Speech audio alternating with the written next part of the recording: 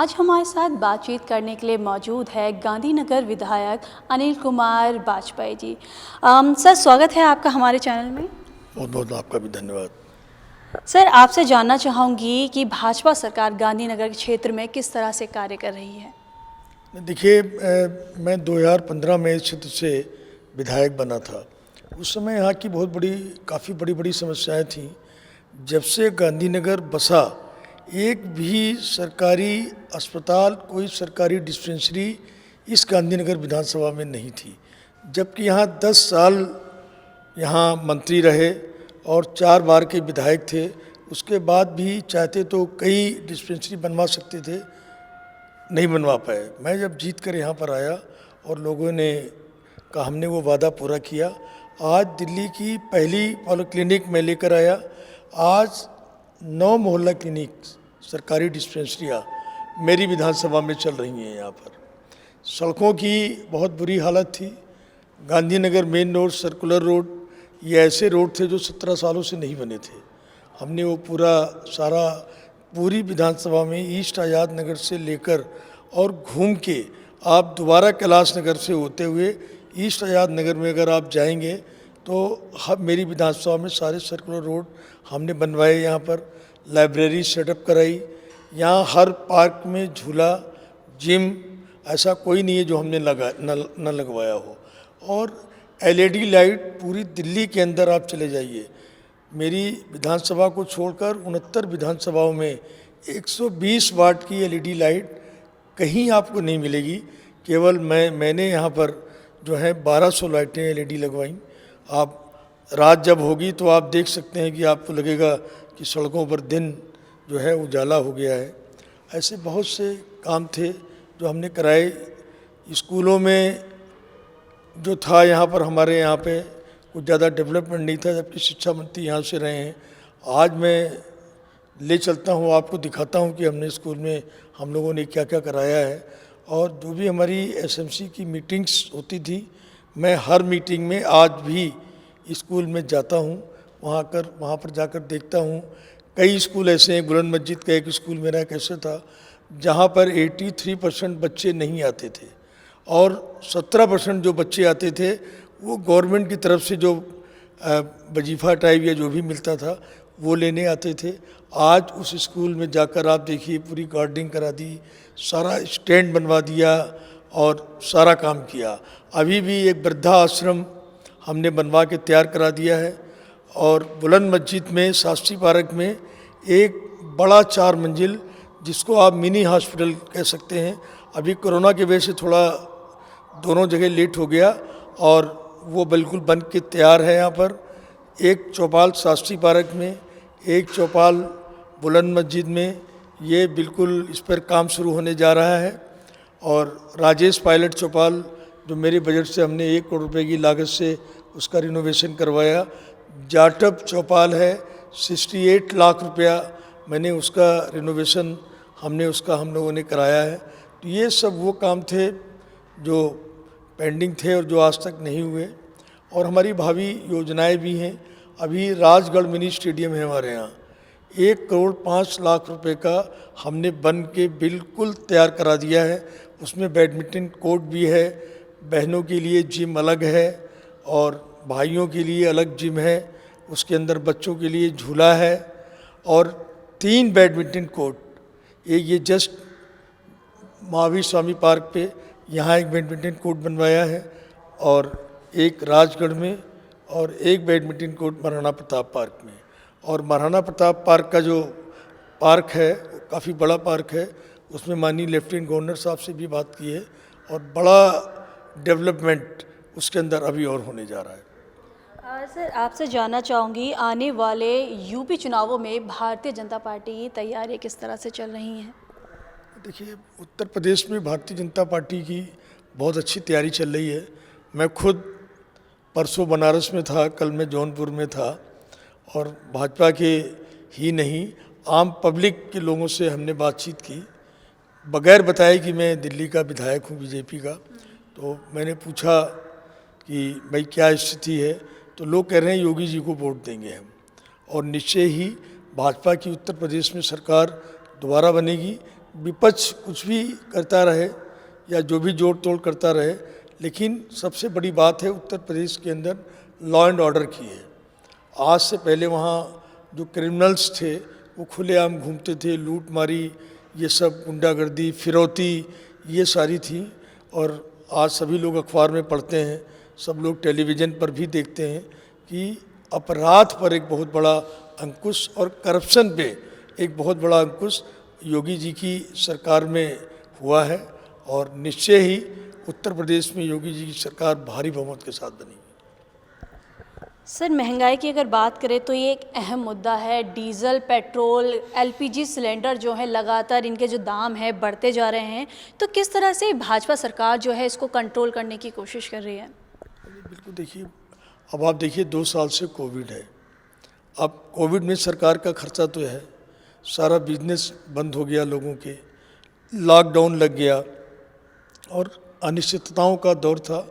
किसी को भी नहीं पता था, सरकार को भी नहीं पता था, व्यक्तिगत जीवन में भी किसी को नहीं पता था कि ऐसा मंजर आ जाएगा। लेकिन पैसा, आखिर पैसा कहाँ से आएगा? पैसा तो हम लोगों से ही जाएगा, टैक्सेस से पैसा जाएगा।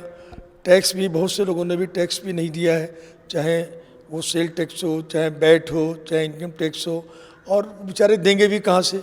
सारा बिजनेस लोगों का चौपट हो गया। लेकिन सरकार उसको जो है उसको हल करने का प्रयत्न कर रही है, चाहे सब्सिडी की धारा हो। पेट्रोल डीजल की आपने बात की, ये अंतर्राष्ट्रीय मार्केट पर डिपेंड करता है। अगर अंतर्राष्ट्रीय मार्केट में पेट्रोल सस्ता होगा तो गवर्नमेंट भी सस्ता करेगी। यही नहीं कि भारत में ही पेट्रोल डीजल महंगा है, पाकिस्तान में भी रेट बढ़े हैं कोरोना के लिए, बांग्लादेश में भी बढ़े हैं, इवन मॉरिशस में भी रेट बढ़े हैं। लेकिन अभी केंद्र सरकार ने अभी जल्दी में ही हमारे देश के यशस्वी प्रधानमंत्री जी ने एक फैसला लिया है और उसके अंदर राज्यों को भी फ्रीडम दे दी कि ये राज्य सरकारें अपना वैट ख़त्म कर सकती हैं। और जिसके कारण बहुत सी जगह जिन जिन राज्यों ने वैट ख़त्म किया है काफ़ी हद तक परसेंटेज में, तो पेट्रोल के दाम घटे हैं। हमारे दिल्ली के मुख्यमंत्री अरविंद केजरीवाल ने बहुत दिन बाद उसको घटाए हैं और वो भी डीजल में भी नहीं घटाए। भगवान उनको बुद्धि दे और दिल्ली के लोगों ने दोबारा उनको सत्ता सौंपी है, उनको भी मैं चाहूँगा कि डीजल के भी जो है वो वैट है वो घटाएं उसको, ताकि दिल्ली की जनता को फ़ायदा हो सके। सर, हाल ही में अभी सुप्रीम कोर्ट ने जो दिल्ली सरकार को फटकार लगाई है स्कूल खोलने के लिए, ताकि जो पोल्यूशंस हैं वो उस पर थोड़ा सा रोकथाम हो सके, तो क्या कहना चाहेंगे इस पर? देखिए, स्कूल की बात कर रही हैं आप। देखिए, आज भी देखिए पेरेंट्स को डर लगता है। मेरे कई मित्र हैं, उनके ग्रैंडसन हैं, मेरे दोस्त के बेटे हैं, तो हम कहते हैं भाई उनको स्कूल भेजिए। वो लोग डरते हैं कि दूसरा ये है कि मीडिया में, प्रिंट मीडिया में, और जैसे नया वेरिएंट आ रहा है तो लोगों में बड़ा डर है और लोगों में बड़ा भय व्याप्त है ये। क्योंकि लोग, ये एक ऐसा मंजर था कि जहाँ हम सब लोगों ने किसी न किसी के परिवार में, किसी के समाज में, मोहल्ले में किसी न किसी की डेथ हुई है, और बेटा बाप को और बाप बेटे को पैर में हाथ नहीं लगा पाया, चाहे वो हिंदू हो, मुस्लिम हो, सिख हो, ईसाई हो, जिनका जो भी ट्रेडिशन धर्म का था। तो लोगों में बड़ा वो है, और सुप्रीम कोर्ट सही कह रही है। क्योंकि बच्चों में अगर भगवान न करे अगर कोरोना बच्चों के अंदर कहीं ना कहीं इंटर हो गया या पोल्यूशन का एक पार्ट भी उसमें हो गया, तो ये कंट्रोल करना हमारे लिए बड़ा मुश्किल काम होगा सरकारों के लिए। इसलिए सुप्रीम कोर्ट ने अपनी चिंता जाहिर की है, और सुप्रीम कोर्ट की चिंता जायज़ करना जायज़ भी है। क्योंकि दिल्ली के हमारे जो मुख्यमंत्री जी हैं वो सारा ध्यान विज्ञापन में है, खर्च कर रहे हैं, और जनता के बीच में नहीं करना चाहिए। जो करना चाहिए था वो नहीं कर रहे हैं। पूरे कोरोना के दौरान वो एक बार भी नहीं निकले। मैं विधानसभा का जब सत्र था, मैंने खड़े होकर विद चैलेंज कहा केजरीवाल जी को, मैंने कहा आप जितने विधायक बैठे हैं 62 की 62 और हम 8 विधायक, आपका एक भी मंत्री अगर सड़क पर कोरोना के लोगों से, पीड़ित लोगों से मिलने गया हो तो मैं अभी राजनीति से रिजाइन कर दूंगा। एक जवाब विधानसभा में किसी ने हमको नहीं दिया, ना हेल्थ मिनिस्टर ने दिया। तो चिंता होना स्वाभाविक है। और पोल्यूशन की बात है, मैं तो वो कहूँगा अरविंद केजरीवाल जी वो 2 साल पहले वो आप जापानी टेक्निक की एक मशीन लेकर आए थे, और जो आपने मीडिया वालों को बुलाकर 5-7 जगह आपने वो मशीन जो है वो लगवाई और कहा कि ये जापानीज मशीन है और ये सारा पोल्यूशन कम करेगी और जो पराली जलाई जा रही है उसको वो करेगी। तो आज वो हम ढूंढ रहे हैं कि कहीं हमको मिल जाए वो मशीन देखने के लिए। लेकिन निश्चय ही पोल्यूशन जिस तरीके से बढ़ रहा है दिल्ली में वो चिंताजनक विषय है और उसका एक कारण भी है। कारण ये है कि दिल्ली में गाड़ियाँ बहुत ज़्यादा हैं। अगर आप देखें कि मद्रास, कलकत्ता, बंगलौर ऐसी सारी जगहों की गाड़ियाँ अगर एक कर दी जाएं तब भी उनसे सबसे ज़्यादा 1000 गाड़ी दिल्ली में है और इसमें सरकार की कहीं ना कहीं उदासीनता है। मैं जब आम आदमी पार्टी में विधायक था तब भी मैंने दिल्ली के मुख्यमंत्री को कहा एक बार और मैं आज भी कह रहा हूँ कि सरकार को तब गाड़ियों के लिए लाइसेंस देना चाहिए, तब कंज्यूमर गाड़ी खरीद सके कि जब उसके पास पार्किंग की जगह होनी चाहिए। आज देखिए दिल्ली में पार्किंग की जगह नहीं है और गाड़ियाँ निरंतर बढ़ती जा रही हैं।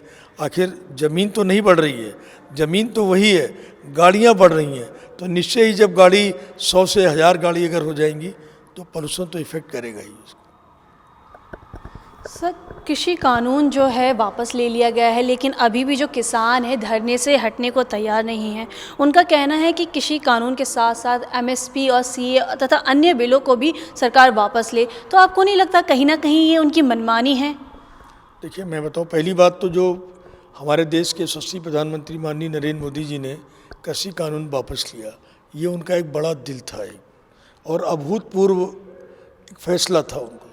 किसान बिल गलत नहीं था, लेकिन जो बिचौलिए हैं इन्होंने उसका आंदोलन को बढ़ा कर दे दिया। अरे भाई, जब आप धरने पे बैठे, आप बार बार आग्रह कर रहे हैं कि प्रधानमंत्री जी हमसे बात करें, प्रधानमंत्री जी काला कानून वापस लें, यहाँ तक कहा है अच्छे कानून को काला कानून बता दिया। लेकिन हमारे जब देश के हमारे किसान हमारी आत्मा है और हमारे कई किसान के नेताओं ने, कई हमारे विपक्ष के लोगों ने जब ये बात प्रधानमंत्री जी से रखी, उनकी समझ में आई और उन्होंने बड़ा दिल दिखाए हुए तीनों कृषि कानून को वापस ले लिया। लेकिन अब ये लोग जो इनके टिकैत ऐसे लीडर हैं वो प्रेस्टीज इशू बना रहे हैं, नेतागिरी कर रहे हैं और ज़बरदस्ती बैठे हुए हैं। अरे भाई, जब कानून वापस ले लिया, पहले बोले जब कानून हमको विश्वास नहीं है कि वो कानून वापस लेंगे, जब संसद में बिल आएगा तब हम सोचेंगे। अब संसद ने भी बिल रख दिया, उसके बाद भी अड़े बैठे हैं, ये गलत है और उनको हट जाना चाहिए। तो ये थे अनिल कुमार वाजपेयी जी, जिन्होंने अहम मुद्दों पर हमसे बात की। इनका कहना है कि भाजपा सरकार जो है महंगाई के मुद्दे को लेकर जल्द से जल्द इसको कंट्रोल करेगी। इसके साथ ही इन्होंने अपने क्षेत्र में ऐसे कई कार्य किए हैं जिससे कि आम जनता का जो है भला हो सके। कैमरा पर्सन जतिन गुप्ता के साथ कनक माथुर, NBC न्यूज़ हिंदी, दिल्ली।